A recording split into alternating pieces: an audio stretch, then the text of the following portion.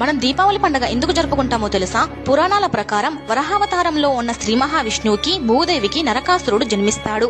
తన కొడుకైన నరకాసురుడు శ్రీహరి చేతిలో మరణించకుండా తన చేతిలోనే సంహరించబడాలని, అంతవరకు అతడికి మరణం రాకూడదని భూదేవి శ్రీ మహావిష్ణువు దగ్గర మాట తీసుకుంటుంది. ఆ వరం వలన నరకాసురుడు దేవతలపైన, ఋషులపైన, మునులపైన దాడి చేసి వారిని హింసిస్తాడు. పక్క రాజ్యంలోని స్త్రీలను అపహరిస్తాడు. 16,108 మంది స్త్రీలను చెరబడతాడు.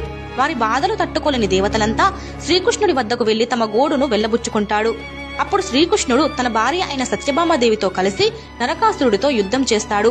ఆ యుద్ధంలో శ్రీకృష్ణుడు మూర్ఛపోవడంతో ఆగ్రహించిన సత్యభామాదేవి నరకాసురుడిని సంహరిస్తుంది.